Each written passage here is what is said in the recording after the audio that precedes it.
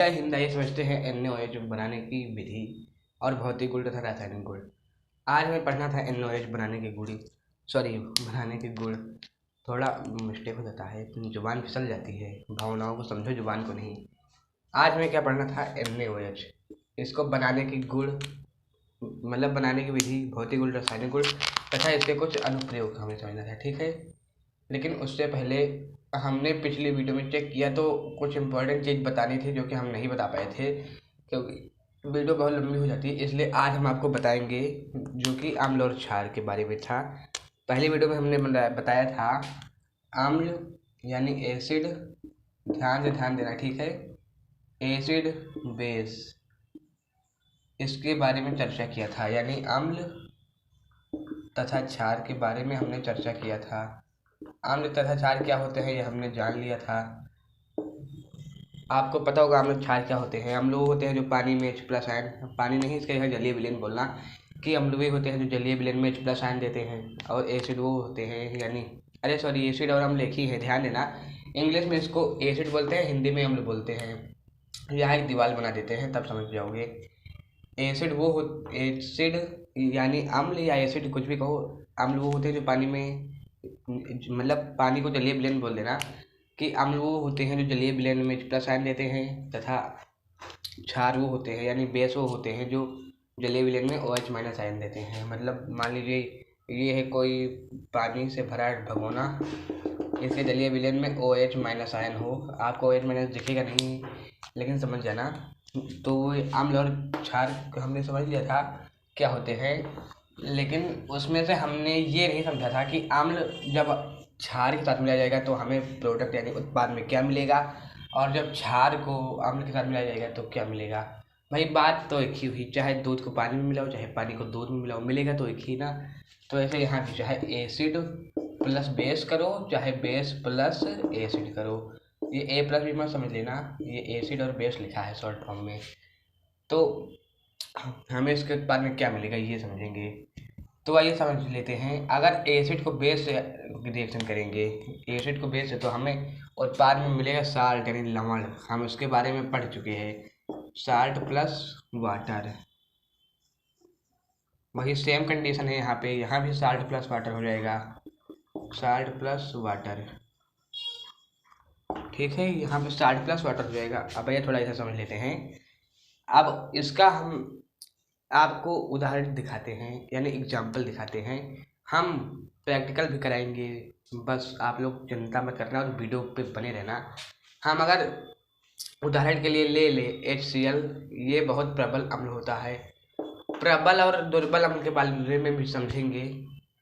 और ये NaOH, जिसके बारे में हम पढ़ने चल रहे हैं अभी, उसी के बारे में। अब ये Na है, इसका HCl ले लेगा। क्या ले लेगा बाबू? NaCl प्लस यहाँ एक H, यहाँ एक H, यहाँ तो 2H, तो हम H2 लिख लेंगे। O, तो O एक ही है तो यहाँ O आ गया।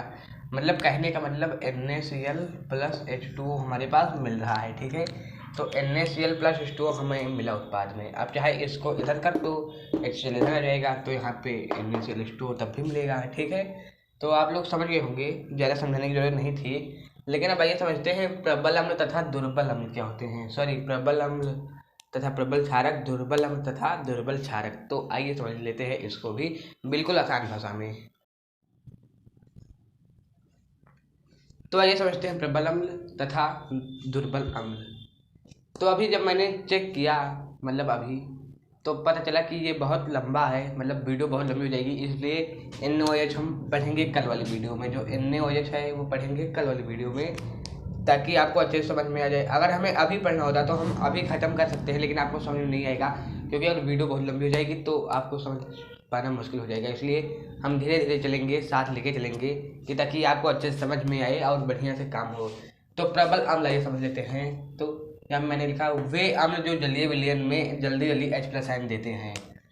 वे अम्ल जो जलीय विलयन में जल्दी जल्दी H+ आयन देते हैं। ठीक है, अम्ल वे होते हैं जो जलीय विलयन में H+ आयन देते हैं, लेकिन प्रबल अम्ल वे होते हैं, यानी प्रबल एकदम मजबूत, एकदम स्ट्रॉन्ग एसिड, वो होते हैं जो जलीय विलयन में जल्दी जल्दी H+ आयन देते हैं। जैसे HCl, H2SO4, HNO3। ध्यान देना, नोट करने की बात, यहाँ पे लिख देते हैं नोट। जो सबसे खतरनाक एसिड है जैसे HCl, H2SO4, ये सब बहुत खतरनाक एसिड है, ध्यान रखना। HNO3, ये सब ध्यान देना, ये सब प्रबल अम्ल हैं। जितने खतरनाक होंगे उतने प्रबल अम्ल होंगे। यहाँ नोट लिख के मैंने समझा दिया। और अब आइए समझते हैं दुर्बल अम्ल। दुर्बल अम्ल वे अम्ल जो जलीय विलयन में धीरे धीरे प्लस आयन देते, सॉरी OH माइनस आयन देते हैं। तो यार H प्लस आयन होगा, OH माइनस कहाँ से होगा, वही तो हम कंफ्यूज हो गए। H प्लस आयन यहाँ होगा, ठीक है। वे अम्ल जो जलीय विलयन में धीरे धीरे H प्लस आयन देते हैं, मतलब कुछ अम्ल वे सभी होते हैं जो जलीय विलयन में H प्लस आयन देते हैं। आप उसमें कुछ बहुत जल्दी जल्दी देंगे, कुछ धीरे धीरे देंगे। तो जो धीरे धीरे H प्लस आयन देंगे वो क्या होंगे, वो दुर्बल अम्ल होंगे। मतलब अगर दुर्बल अम्ल देखा जाए तो फलों व सब्जियों में पाया जाता है, जैसे नींबू में सिट्रिक अम्ल। और ध्यान देना, नींबू खट्टा पदार्थ भी होता है, लेकिन हाँ खट्टा पदार्थ भी होता है। तो जितने खट्टे पदार्थ हैं उसमें सब में अम्ल पाया जाता है। और वो जो अम्ल होगा कैसा होगा, दुर्बल अम्ल होगा, ठीक है। जितने भी खाद्य पदार्थ हैं जैसे नींबू, संतरा, टमाटर, इमली, सिरका, ये सब में किसी में टाइटेरिक, किसी में सिट्रिक, किसी में कोई एसिड पाया जाता है, लेकिन ये सभी दुर्बल अम्ल होते हैं जो खाद्य पदार्थों में पाए जाते हैं और स्वास्थ्य के लिए ठीक भी होते हैं, हानिकारक नहीं होते। आपने अक्सर सुना होगा कि किसी का पेट दर्द होता है या कहीं मतलब कुछ दिक्कत होता है अंदर, तो लोग नींबू पानी देते हैं उसको, नमक नींबू पानी क्यों देते हैं आपको पता है? शरीर में pH मान बढ़ जाने पे दर्द होता है, जिसे गैस कहते हैं, गैस बन जाती है। जब pH मान बढ़ जाता है तो उसको न्यूट्रल करना है। मतलब जब एसिड और बेस का रिएक्शन होगा तो हमें सॉल्ट मिलेगा। तो इसलिए उसमें एसिड डालते हैं, एसिड के रूप में नींबू डालते हैं, सॉल्ट के रूप में हल्का नमक डालते हैं। और जब उसको घोल के पीते हैं तो न्यूट्रल होता है। जब अंदर बेस ज़्यादा रहेगा, जब pH मान बढ़ जाएगा, 60 से अधिक होगा, तब बेस ज़्यादा हो जाएगा, मतलब क्षारीय ज़्यादा हो जाएगी। इसलिए नींबू पानी से अपक्रिया करा के उसको उदासीन यानी न्यूट्रल बनाते हैं। हम pH पैमाना समझेंगे, जब pH स्केल समझेंगे तब उसमें बढ़िया से बताएंगे और तब आपको समझ में आएगा। pH सब समझेंगे, pH स्केल वगैरह कुछ भी बाकी नहीं रहेगा। तो यहाँ ध्यान दीजिए, दुर्बल अम्ल वे अम्ल जो जलीय विलयन में धीरे धीरे H प्लस आयन देते हैं, जैसे CH3COOH, HCOOH, ये आपका है सिट्रिक एसिड, ये भी आपका है कोई एसिड है याद नहीं आ रहा है, जो कि ये नींबू में पाया जाता है और ये सिरके में पाया जाता है। ये सिरका में पाया जाता है, SIRKA सिरका, ये लेमन, ठीक है। आप समझ गए होंगे। अब आइए समझते हैं दुर्बल क्षार तथा प्रबल क्षार, ठीक है। क्या समझे बाबू, दुर्बल क्षार तथा प्रबल क्षार। तो ये समझते हैं प्रबल क्षार तथा दुर्बल क्षारक। तो अब हमने लिख दिया वे सभी तरह के जलीय विलयन में OH माइनस आयन जल्दी जल्दी देते हैं। बात वही होगी भाई, अगर अम्ल जल्दी जल्दी देते हैं तो वो प्रबल अम्ल कहलाएंगे, ठीक है। और अगर दुर्बल क्षारक OH माइनस धीरे धीरे देते हैं तो वो दुर्बल क्षारक कहलाएंगे। और जो जल्दी जल्दी OH माइनस देते हैं वो प्रबल क्षारक कहलाएंगे। तो यहाँ पे NaOH, KOH, ATC और दुर्बल क्षारक वो सभी क्षारक जो जलीय विलयन में OH माइनस धीरे धीरे देते हैं, ठीक है। तो आपने समझ लिया, ये बहुत छोटी सी चीज़ थी। अब आइए समझते हैं दोनों की अपक्रिया, जो कि मैंने अभी स्टार्ट में ही बता दिया। एक धातु से कराना है, आम्ल तथा क्षारक की अपक्रिया धातु से कराना है। तो हम आम्ल और क्षारक की अपक्रिया समझ गए, आम्ल तथा क्षार को आपस में लड़ाना समझ गए, लेकिन अब आम्ल और क्षार को धातु से लड़ाना है, ये आइए समझते हैं, ठीक है। तो चलो चलते हैं समझने के लिए। तो यहाँ पे हमें दो चीज़ पढ़ना है। दो चीज़ क्या पढ़ना है, यहाँ मैंने लिख दिया। पहले चीज़ पढ़ना है आम्ल की अपक्रिया क्षारक से, और दूसरी चीज़ पढ़ना है आम्ल तथा क्षारक की अपक्रिया धातु से। ध्यान देना, आम्ल तथा क्षारक दोनों साथ साथ नहीं होंगे। पहले आम्ल की अपक्रिया होगी फिर क्षारक की होगी बाद में। पहले आम्ल को धातु से लड़ाया जाएगा फिर क्षार को धातु से लड़ाया जाएगा, ये दोनों एक साथ नहीं होंगे। आम्ल तथा क्षार, जैसे आप लोग सोचेंगे पहले आम्ल को लेंगे, क्षार को लेंगे, फिर धातु को लेंगे, ऐसा नहीं होगा। पहले आम्ल तथा धातु को लेंगे फिर क्षार तथा धातु को लेंगे, ठीक है।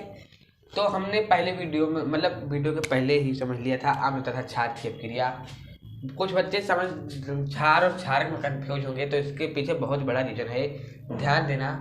यहाँ नोट लिख के हम समझ दे रहे हैं, ये नोट मतलब ये बहुत अच्छी क्वेश्चन है, मतलब बहुत बढ़िया क्वेश्चन है। ये सबको पता भी नहीं होता और सब लोग बताएंगे भी नहीं, तो ध्यान से इधर ध्यान देना, नोट करके समझ लेना। क्षार वो होते हैं, ध्यान से देना, हम समझा दे रहे हैं। मतलब क्षार वो होते हैं जो जलीय विलयन में पूर्ण विलय होते हैं, और क्षारक वो होते हैं जो जलीय विलयन में पूर्ण विलय नहीं होते। अर्थात हम कह सकते हैं सभी क्षार क्षारक होते हैं लेकिन सभी क्षारक क्षार नहीं होते। यहाँ हम लिख दे रहे हैं सभी क्षार क्षारक होते हैं लेकिन सभी क्षारक क्षार नहीं होते। सभी क्षार, ध्यान देना, ये लिख लेना, बहुत काम आएगा। सभी क्षार क्षारक होते हैं, सभी क्षार क्षारक होते हैं लेकिन सभी क्षारक क्षार नहीं होते। ध्यान से ध्यान देना, सभी क्षारक क्षार नहीं होते। एक बार फिर से समझ लो कि अगर क्षार क्या होते हैं, जो जल में पूरा घुल जाए, बढ़िया से एकदम मिक्स हो जाए, पता ही नहीं चले कि इसमें कोई क्षार मिलाया गया है, ठीक है। और क्षारक वो होते हैं जो जलीय विलयन में मतलब दूर से दिख जाए कि इसमें कोई क्षार मिलाया गया है, मतलब जल में वो घुले ना हो। जैसे तेल और पानी को मिलाओगे तो दिख पता चल जाएगा कि इसमें तेल मिलाया गया है, वैसे ही अगर उसमें क्षारक और पानी को मिलाया जाता है तो क्षारक दिखता है, मतलब वो पूर्ण विलय नहीं होता। इतना फर्क है दोनों में। मतलब सभी क्षार क्षारक होते हैं लेकिन सभी क्षारक क्षार नहीं होते। ये लिखे ना, बहुत इंपॉर्टेंट है, वेरी इंपॉर्टेंट, ठीक है, वेरी इंपॉर्टेंट। अब आइए समझते हैं अम्ल की अपक्रिया क्षारक से, अम्ल तथा क्षारक की अपक्रिया धार से, ठीक है। तो पहले आइए अम्ल समझते हैं। एसिड प्लस बेस, ये मैंने अभी समझाया है, इसको रिवीजन कर रहे हैं, ध्यान देना, ध्यान से ध्यान देना। एसिड बेस साल्ट, कुछ याद आया, प्लस H2O मतलब वाटर। अब एसिड में हम ले लें अगर HCl, ध्यान से ध्यान देना, प्लस NaOH, ये बहुत प्रबल क्षारक होता है, ध्यान देना, ये दोनों प्रबल क्षारक हैं। और एक पॉइंट और बताना है, अगर HCl यहाँ इसका Na ले लेगा, ये इसका Cl ले लेगा, NaCl प्लस H2O, ठीक है। यहाँ वाटर कलर नहीं, आप लोग कंफ्यूज हो जाओगे, यहाँ वाटर। अब ये प्रबल अम्ल है, ये प्रबल क्षारक है।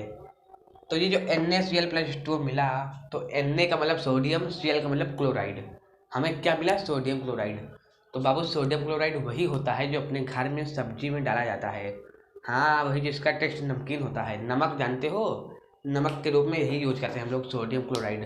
नमक में सोडियम अधिक मात्रा में पाया जाता है, ध्यान देना। और एक पॉइंट ये कि अगर ये प्रबल अम्ल है, ये प्रबल क्षारक है, ठीक है। प्रबल अम्ल तथा प्रबल क्षारक मिलके लवण तथा H2O बनाएंगे, और दुर्बल अम्ल तथा दुर्बल क्षारक मिलके लवण तथा H2O यानी पानी बनाएंगे, ठीक है। ये हमने समझ लिया, ये सब क्लियर किया इतना।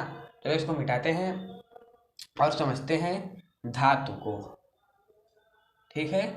धातु को अगर हम एसिड में ले ले HCl और धातु में ले ले हम Zn यानी जिंक, हमें क्या मिलेगा, ZnCl plus H2O, sorry H2। और बाबू इसमें ध्यान देना, बहुत जरूरी जो ध्यान देना, अगर हम ये एग्जाम्पल पहले हम लिख दिए, लेकिन ध्यान देना इधर कि अगर हम इधर ध्यान देना, इधर लिख रहे हैं, ध्यान इधर देना, ठीक है। अगर कोई एसिड और कोई मेटल अगर टकराएगा, मेटल मतलब धातु, टकराएगा तो हमें जो मिलेगा प्रोडक्ट यानी उत्पाद जो मिलेगा, लिख दे रहे हैं, प्रोडक्ट में हमें मिलेगा वो साल्ट मिलेगा प्लस हाइड्रोजन गैस निकलेगी, उसमें हाइड्रोजन गैस निकलेगी, ठीक है। ये केमिस्ट्री है, केमिस्ट्री ध्यान से समझना। एसिड और मेटल को अगर लड़ाया जाए तो सॉल्ट प्लस H2 गैस निकलती है, जैसे इसमें ZnCl लवण बना और H2 गैस निकल गई, यहाँ देख लो ये गैस निकल रही है, ठीक है। मतलब मोटा मोटा समझे तो हमें क्या मिला, हाइड्रोजन गैस और लवण। और अगर क्षारक को भी ऐसे लड़ाएंगे, इसके जगह अगर NaOH ले लें अम्ल की जगह, तो हमें लवण मिलेगा और H2O gas, sorry hydrogen gas मिलेगा, NaOH प्लस Zn। अब देखिए यहाँ पे ये हमें सही लिखा था लेकिन हमें मिटाना पड़ेगा आपको समझाने के लिए। ZnOH क्या बनाएंगे बाबू, NaZn प्लस HO। यार यहाँ तो कंफ्यूजन हो रही है, क्या हो जाएगा यार, Zn प्लस Na हो जाएगा और H2 यार एक H है यहाँ पे। चलो इसको छोड़ो यार, हम समझ लेंगे कोई दूसरा एग्जाम्पल बाद वाली वीडियो में बता देंगे, बस इतना समझ लो यही तो था NOH प्लस Zn। तो इसको यार बैलेंस करना पड़ेगा तभी तो, इसको 2 ले लो यहाँ पे बैलेंस करने के लिए। तो ये क्या हो जाएगा, Zn नहीं Na2Zn क्या हो जाएगा ये Na2ZnO2 प्लस H2 हो जाएगा ना। और दूसरा ले लो 2NaOH प्लस Pb से अगर मैंने सीसस कराने पर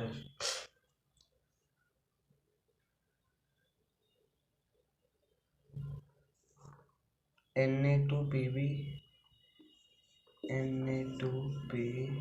का whole twice PbO2 plus H2।